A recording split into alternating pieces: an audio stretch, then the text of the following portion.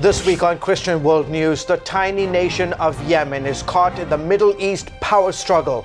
As the fighting rages all around, the country's small Christian community struggles to survive.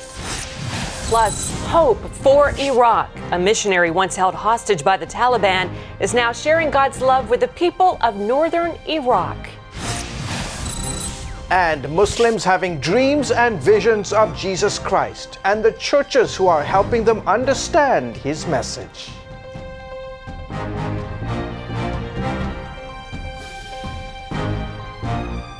Fighting in a tiny Middle Eastern country puts the spotlight on a persecuted Christian community. Hello, everyone. I'm Wendy Griffith. And I'm George Thomas. An uprising in the nation, the Arab nation of Yemen, could affect the Middle East and the world. Iran is backing the rebels seeking to overthrow the government there. A government, by the way, which has been a key U.S. ally in the war on terror. Yemen is the Arab world's poorest country. Most people there follow Islam. There is a tiny, very tiny Christian community, and they are under constant threat. Life for Christians in Yemen is very hard. For that matter, across the Middle East, there's not a country where Christians are not suffering for their faith. This is our reality. Sam is from Yemen. We've blurred his face, changed his name and his voice to protect his identity. Sam was a Muslim but converted to Christianity. CBN News met him at an undisclosed location off the coast of North Africa. In an exclusive interview, he says if the authorities discovered his real identity, he could be arrested or killed. All Christians in Yemen are from a Muslim background. According to Islamic Sharia law, it is forbidden for Muslims to convert to Christianity. CBN News obtained these exclusive pictures from inside Yemen. Yemen's constitution provides for religious freedom, but Sam says it's a farce. The government says there is religious freedom, but that is not true. Christians are routinely harassed. They face daily struggle and persecution, first from their family members, then from the government. Some 25 million people live in Yemen. The majority follow the Sunni branch of Islam. No one knows for sure how many, but it's estimated there are a few thousand secret Christians. Can you believe in the 21st century it is impossible for any Christian in Yemen to own a Bible? The persecution of Christians is real. Dr. David Curry is with Open Doors, a group that monitors religious freedom around the world. Every year, Open Doors publishes a list of countries where Christians face the most persecution. There aren't a lot of good options right now for Christians in Yemen. It's already 14th on the World Watch List, Open Doors ranking of the most difficult places for Christians.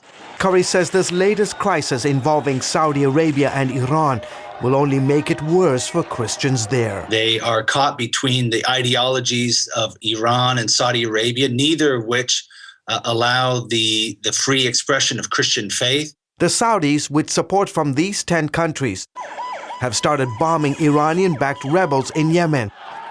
The tension between the two countries has been in the making for years. Saudi Arabia, the leading Sunni power, and Iran, the leading Shia power, are struggling against each other for influence in the Middle East. And now that fight is playing out in the desert sands of Yemen. Yemen has never had a stable government, and this makes it an ideal place for terrorists to breed chaos. Yemen is the second largest country in the Arabian Peninsula.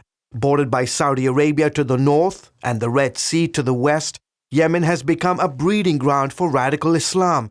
Several terrorist groups, including Al-Qaeda and ISIS, have found safe haven. It's unfortunate, but they are playing with the souls of people. The simple Yemeni citizen doesn't want these groups with their Islamic agendas to influence the country.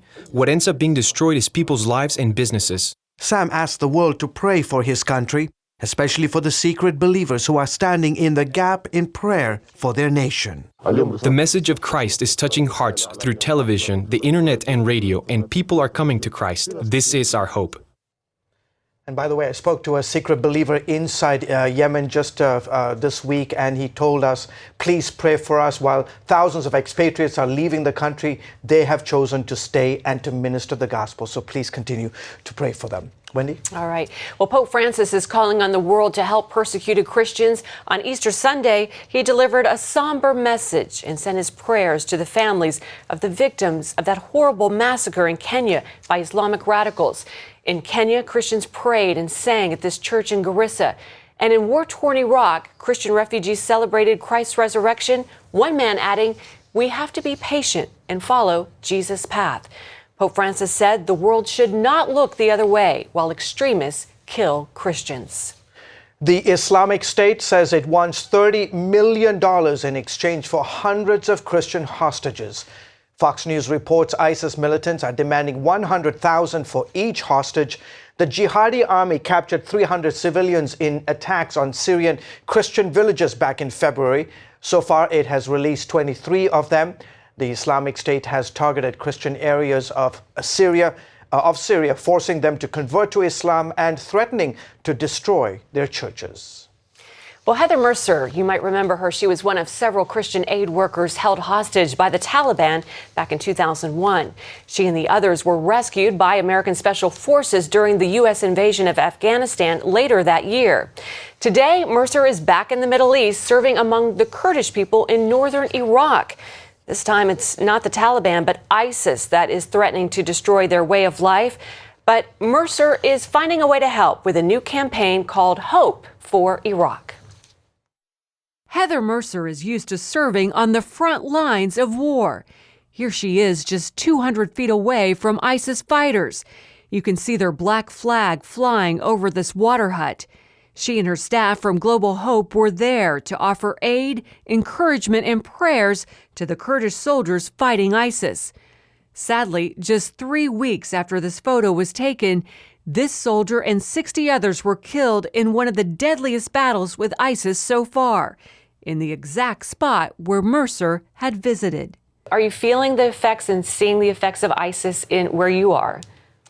Yeah, we are in some ways. You know, the Kurdish region has done a good job trying to maintain a relatively secure space, but ISIS is there. We know that ISIS is there. And, you know, we're less than an hour from the front lines, and there's not a Kurdish person, a Kurdish family that hasn't been affected by the conflict. They're sending their troops to the front lines every day, and many of them are losing their lives. So people live with the reality that ISIS is on the front doorstep, and they're doing everything they can to hold them back. Mercer says the fallout from ISIS has resulted in the greatest humanitarian crisis Iraq has ever seen. Some 15 million people in Syria and Iraq have been affected. In response to the unprecedented suffering, Mercer recently launched a campaign called Hope for Iraq. People need just basic food, shelter, their daily needs. People need education. Right now we have 500,000 children that are sitting idly in camps because they are not able to go to school. So we need to address education. Mercer says a big focus will be helping support and restore women in crisis. So right now there's over 3,000 women who are being held captive by ISIS, and literally they have no place to turn. So we're focusing on ways to help rescue and restore them. How can people in churches help? I know you're reaching out to churches. Absolutely. Yes, so we're looking for at least 100 churches around the country, and I'm hoping that's an underestimation. But we're looking for at least 100 churches that would join us in this campaign, sharing it with their people and their congregations, and then asking businesses as well. This is a humanitarian crisis, and everybody has a place to play a part. Through giving. Any concerns, any fears? I mean, you've already been through a hostage situation and were rescued. I mean, any fears about, living and working among the Muslims in Iraq during such a time? You definitely calculate risk almost on a daily basis, but I find that that's not the question I want to ask. The question I want to ask is, what's God's heart and where would he be? Right. And I believe Jesus is walking the streets of these towns and villages that so desperately need him. And where he is, that's where we want to be. What an inspiration. Loved meeting her and seeing her again, actually. Well, if you'd like to find out more about how your church or your business can get involved with Hope for Iraq or yourself, just please go to cbn.com for a link to the story. Up next, an amazing phenomenon. More and more Muslims coming to Christ through dreams and visions. Hello, I'm Terry Newsom. Did you know there are more than 148 million orphans in the world today? 148 million. But it was 3 little girls that taught me about the plight of orphans. 8 years ago, my husband and I spent nearly a month immersed in the daily activities of a Ukrainian orphanage as we waited to adopt 3 sisters. I saw firsthand the utter loneliness, the pain of rejection, and the overwhelming desire to be loved. That experience changed me forever. And out of it grew a ministry from my heart called Orphans Promise. Today, we're helping orphans and vulnerable children in more than 50 countries worldwide. Thousands of children are now in safe homes. They're being educated, and they're learning life skills. I'm asking you to join with me and become family to these children. Will you call the number on your screen right now? Because every child deserves a chance to be happy. Inside every child is a hero, a leader, a friend to others, someone who helps out, who does the right thing, who dreams of what they can be, but they still need our help. What should I do? What should I say? How should I feel? That's where Superbook comes in. It provides moral and spiritual truths through situations children can relate to, teaching God's Word to the children you love. Join the Superbook DVD Club and receive Superbook's newest episodes as they're available, plus 2 copies to share with others, all for your gift of only $25. Get Superbook today and watch the miracles happen. Islam is the world's fastest growing religion, that according to a new study from the Pew Research Center. The study says that by 2050, Christianity will still be the world's largest religious group, coming in at 2.9 billion followers, but Islam will grow rapidly to come in at 2.76 billion. That's more than 1 billion members higher than right now. That growth will come mostly because Muslims have more children, and the current Muslim population is younger than the Christian population. Well, dreaming dreams and seeing visions of Jesus, it's happening today, and not just among Christians. Yeah, across the Muslim world, men and women are coming to Christ because Jesus has appeared to them. Chris Mitchell brings us this amazing story. Hey guys, my name is Hazm. Hazm Faraz hosts a satellite TV program for Muslims called Reflections. He says he hears from Muslims all the time who tell him they had a dream or vision of Jesus Christ that forever changed their lives. I had one lady write me and said I had had a nightmare, and she said I turned on the television and there you were. And she said, and the words that were coming out of your mouth were so peaceful, I fell asleep. And she said, and when I fell asleep, I ended up having a vision of Jesus. She said, I saw the Lord. She wasn't a believer. She said, I saw the Lord Jesus, and he was in a bright white robe. He pointed to a man who I knew in the dream was Abraham, and he was sacrificing Isaac. And she said, as soon as I looked over, I had known that Jesus was the Christ, sacrificed, the Son of God. Across the Muslim world, from Indonesia to Morocco, Muslim men and women are turning to faith in Jesus Christ in unprecedented numbers. For many, their conversions are not simply the result of missionaries or preachers sharing the gospel with them. Instead, these Muslims are coming to Christ because they've had dreams and visions where Jesus himself appears to them. Ali also met Jesus in a dream while on his way to Mecca for the Muslim pilgrimage called the Hajj. Of course, when I went to Mecca, I was going there in order to pay homage to the Kaaba and to fulfill the requirements in Islam. Ali's experience in Mecca is dramatized in this DVD called More Than Dreams. But that night, I saw Jesus in a dream. First, Jesus touched my forehead with his finger. And after touching me, he said, "You belong to me." And then he touched me above my heart. "You have been saved. Follow me." "You belong to me," he said. So I decided, okay, I am not going to finish the Hajj, the pilgrimage. Whatever it takes, I am going to follow that voice. The DVD tells of other Muslims who came to faith in Jesus through a dream or vision. We're seeing that all around. We're hearing about people that have never even thought about Jesus as Savior. They're content Muslims and they're having dreams over and over. Tom Doyle serves in E3 Ministries. He and his wife Joanne share the gospel with Muslims. Doyle also wrote the recently released book, Dreams and Visions: Is Jesus Awakening the Muslim World? I think our God is a fair God. He's righteous and just. People are seeking. They don't know where to go. Maybe they don't have a Bible. Maybe there's no missionary in the village. He'll get the message to them somehow. This woman comes from a Central Asian country.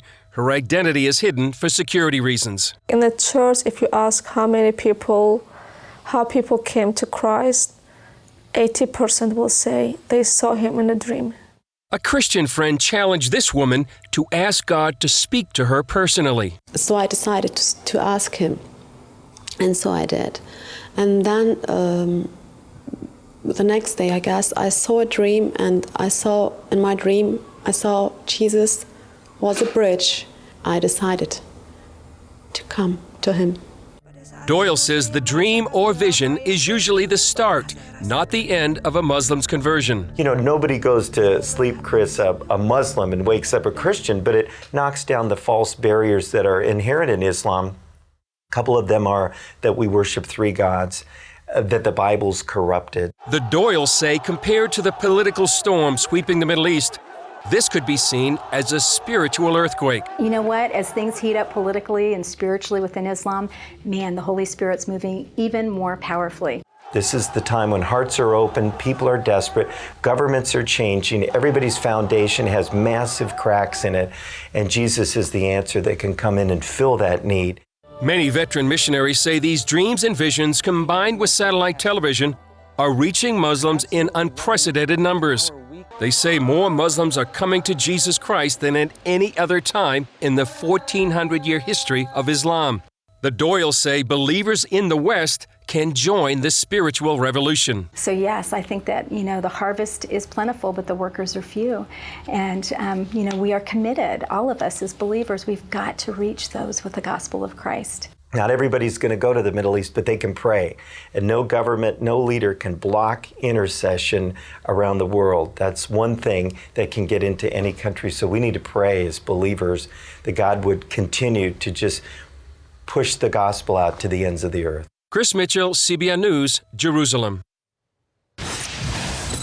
When Christian World News returns, coffee for the kingdom. How American churches are helping Latin American farmers build their communities. Hello? Is this thing on? Hey, kids, do you love games? And do you love discovering things? Well, do ya? Then you're gonna love this.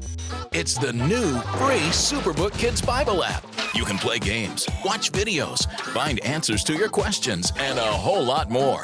The new Superbook Kids Bible app. Free downloads available on iTunes and Google Play now. Hello, I'm Terry Mewson. Did you know there are more than 148 million orphans in the world today? 148 million. But it was 3 little girls that taught me about the plight of orphans.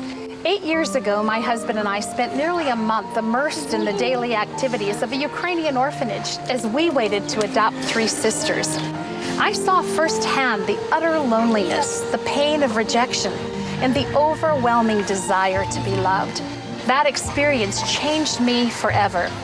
And out of it grew a ministry from my heart called Orphans Promise. Today, we're helping orphans and vulnerable children in more than 50 countries worldwide. Thousands of children are now in safe homes. They're being educated, and they're learning life skills. I'm asking you to join with me and become family to these children. Will you call the number on your screen right now? Because every child deserves a chance to be happy. Pentecost 2015. From the corners of the earth, believers gather in Jerusalem. Walk where Jesus walked. Pray in Gethsemane. Rejoice at the empty tomb. Don't miss messages from over 100 world-renowned speakers and a score of popular worship artists. For more information and to register for the Empowered 21 Global Congress, go to Jerusalem2015.com. This May, Jerusalem. Welcome back. An uproar over religious freedom here in America put a small-town pizzeria in the spotlight. Memories Pizza in Walkerton, Indiana, had to close down after receiving threats for saying They serve gay customers, but would not cater a same-sex wedding. Supporters put together a website where people could help the owners raise money to stay open. And in an amazing show of support, by the time donations closed Saturday, they had received, get this, well over $800,000. That appears to have also sparked a peak in donations for a Washington state florist who was fined $1,000 for refusing to sell flowers for a gay wedding. Arlene's Flowers has received over $80,000 in donations. Wow. Pretty cool. Well, anyone who has attended church here in America will know that Americans, we love to enjoy a cup of coffee before service, and it has actually become part of the liturgy. It really does seem to be the Christian drug of choice.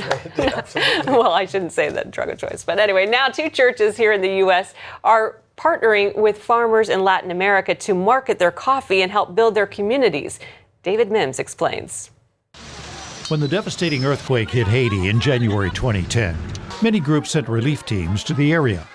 One such group was the Woodlands Church, located outside Houston, Texas. Port-au-Prince, the capital of Haiti, received much of the relief and most of the news coverage. But the Woodlands missionaries found that villagers in the mountains were also in need of help, and not just hurricane relief. We were there and saw that there was coffee actually lying on the ground, coffee beans lying on the ground, just scattered. And when we asked, tell us about that, what's going on? And they said, well, no one will buy our coffee. We have no one to sell it to. The problem was the remoteness of the village. So these were people who were starving and didn't have enough food or clothing or education for their kids, but yet they had a means there, but no one to buy it.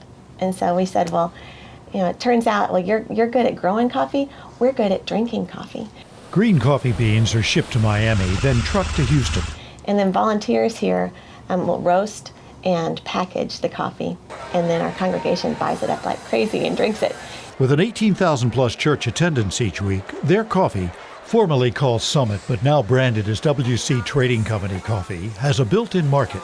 And it's an easy buy. We tell people in our congregation, hey, you're going to buy coffee anyway, so why not make a choice here, make a difference in this place. The church estimates the joint coffee business is probably helping close to 8,000 Haitian family members.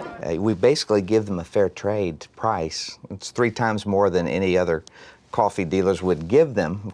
But then when we sell it here, we take the profits and we go back and do clinics and feeding programs and teaching programs. About 1,500 miles to the northwest in America's capital city, the National Community Church, or NCC, is doing in Colombia what Woodlands is doing in Haiti, but with a twist. Their brand of coffee is grown in a guerrilla conflict zone, notorious for kidnappings, car bombings, and assassinations.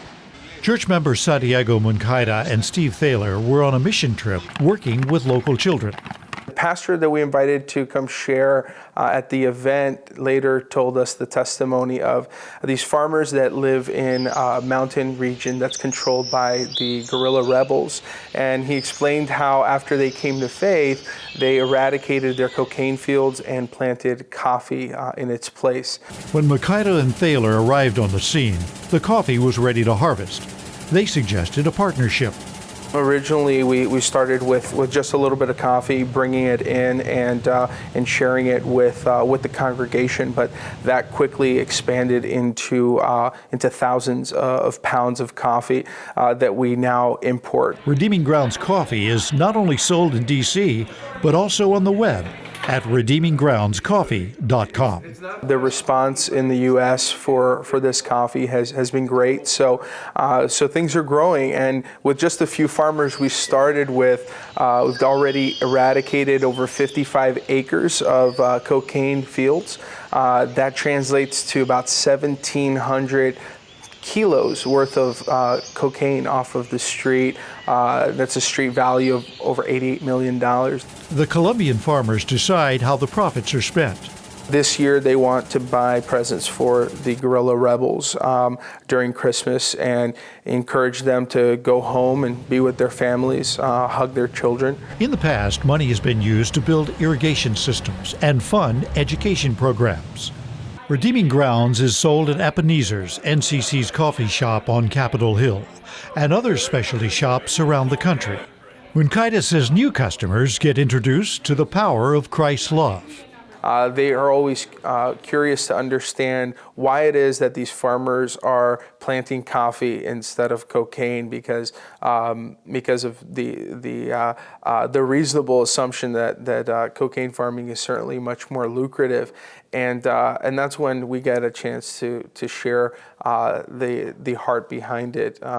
We get a chance to share the testimony of these farmers and how coming to faith convicted them to make this change. People see us coming back as a church time after time and doing things not just that make us feel good, but in things that they actually need in their communities. And so we always say that Christ plus caffeine really works, because we can change the world twice as fast because we drink so much coffee. I'm David Mims, CBN News.